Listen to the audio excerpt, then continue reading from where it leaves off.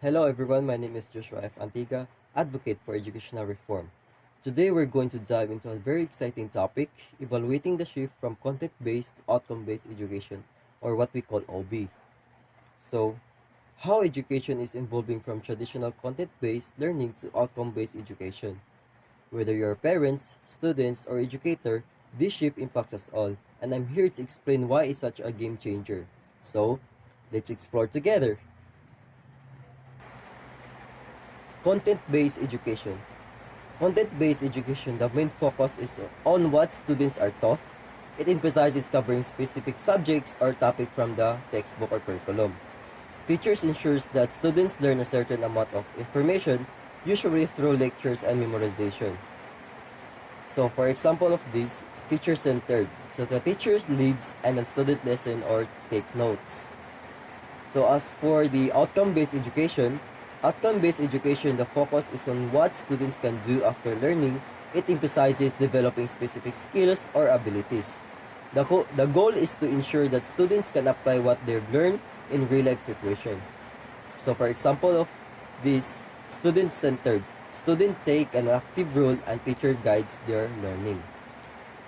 So here are the comparison of educational models. Content-based education, what students are taught, teacher-centered lectures, exam based on knowledge recall, and covering content. So as for the outcome-based education, what students can do, student-centered active learning, demonstrating skills or competences, and developing practical skills. So, benefits of OB to the stakeholders. Students develops critical thinking, problem solving, and real-world skills. As for teachers, flexibility in teaching methods or promote innovation. As for the last, educational system aligns education with job markets, needs, and future challenges. So here are the steps involved in transitioning to outcome-based education. So number one, redefine learning outcomes. Clearly defines what students are expected to know, perform, and demonstrate after the completing a course or program. Number two, align the curriculum with outcomes. Ensures that the curriculum content, teaching strategies, and materials are designed to meet the redefined outcomes. Number three, so train teachers for flexible and innovative teaching methods, equip educators with skills or to delivering instruction that emphasizes achieving the defined outcomes. And lastly, number four, develop assessment methods based on outcomes. So create assessment tools and strategies that measure students' achievements of the learning outcomes. So here are the comparison of the two assessment methods. So traditional assessment methods focus on memorization and single answer tests, for example, multiple choice.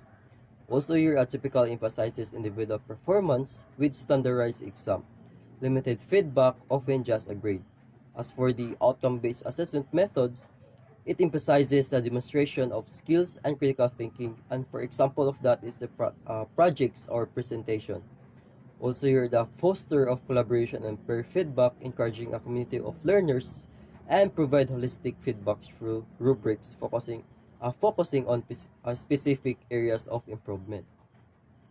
So tips on how different stakeholders can get involved and support the transition. So for students, attend meeting, stay updated, and join councils or clubs related to the transition.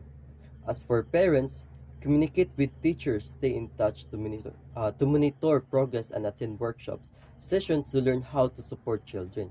Lastly, for teachers, work with the colleagues to share resources, uh, create safe space for students to express concerns and establish peer support groups in the classroom. So, OB emphasizes skills and competences over rote memorization. It aligns education with real-world needs, benefiting students, teacher, and a broader community. As we explored today, the shift from content-based education to outcome-based education is not just a trend. It's necessary to evolution to prepare our students for the challenge of the future. Now, I urge you to take action. Share this video with your networks to spread the words about the benefits of OB. Support this transition in your schools and communities. Together, we ensure that education meets the demands of today and tomorrow. Thank you for being part of this important conversation. Thank you and goodbye.